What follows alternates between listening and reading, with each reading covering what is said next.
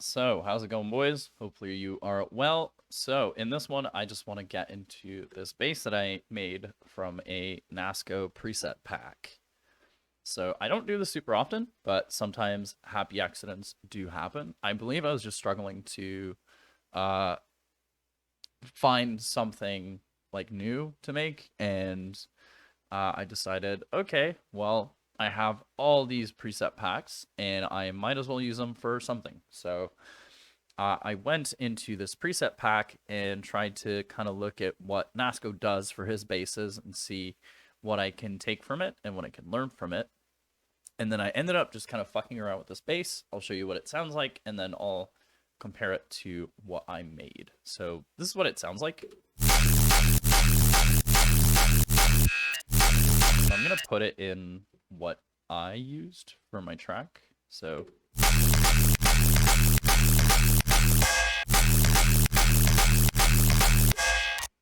it sounds really cool. It's really nice, but it doesn't really sound like something that I would use, and so this is what I did with it. And I think for me, this sounds much better for the stuff that I was going for. Nothing too crazy in the effects here. Just actually, there is kind of a crazy EQ here, but that's because I'm using the sub out of Phaseplant and not a separate sub, which I normally do. So I just kind of boosted it.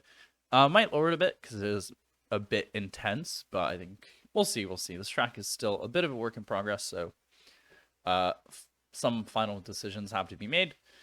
Basically, I kept all his filter stuff, turned off some of his like snap heap stuff, so his duochrome and filter delay stuff. I had a delay. I don't know if I use it in the following parts, but it's there.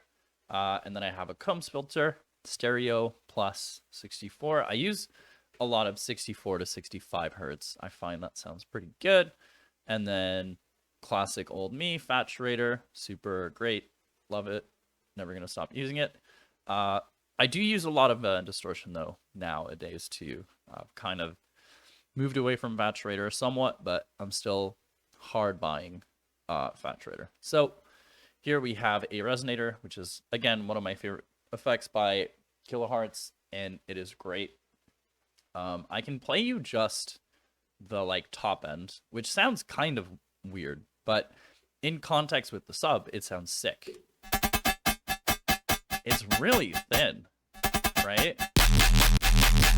But when you add that sub, it just explodes it and adds all this like mid-range. So I'm just having to worry about that. And then we have his snap heap, which, oh, I don't think I did anything with this. So this is just there for no reason. And then we have a frequency shifter minus 170. But yeah, it's nothing too crazy. I think he has a sine wave. I used a, what the hell is this wave? I am completely triangle wave. Oh my god.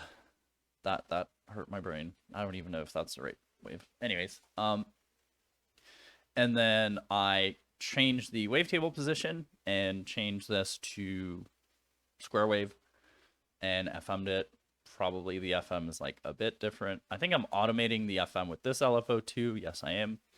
And then there is kind of this LFO I do a lot. I just use it to change kind of harmonics and whatever, and like adjust things that'll make the tonality sound a bit different. I kept his UPP, which I don't know what this is. I don't really know what it does, but I think it blows up the sub quite a lot. So I just kept it. It sounds good. Then we have a notch filter that, oh, this is just getting affected by that. So I guess I messed around with that, and there you go. That's pretty much the bass.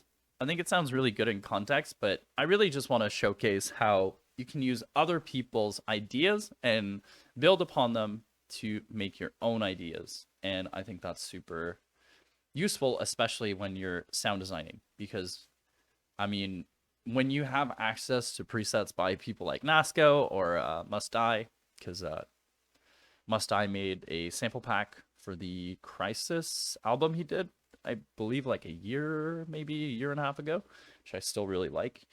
I want to go back and review some of those albums because I think his album and the Sun and Death album have aged very well. I think they're still really good to this day. So hopefully soon I'll stop being lazy and do that. But yeah, nothing too different here. I'm just like adding shift so I can give it a different tonality. Like if we turn this off,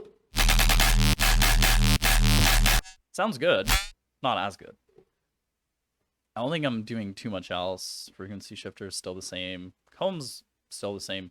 Everything is pretty much the same, just the shift, which is a super useful thing to adjust, to put an LFO on. I don't think putting it on the output wavetable is the best idea. I might have done it before, but I think this has pretty meh results. But the one that's modulating the main LFO is usually the one I target. And then I don't know if the harmonics are plus 12, but it is here. Oh, it is. Cool. There you go.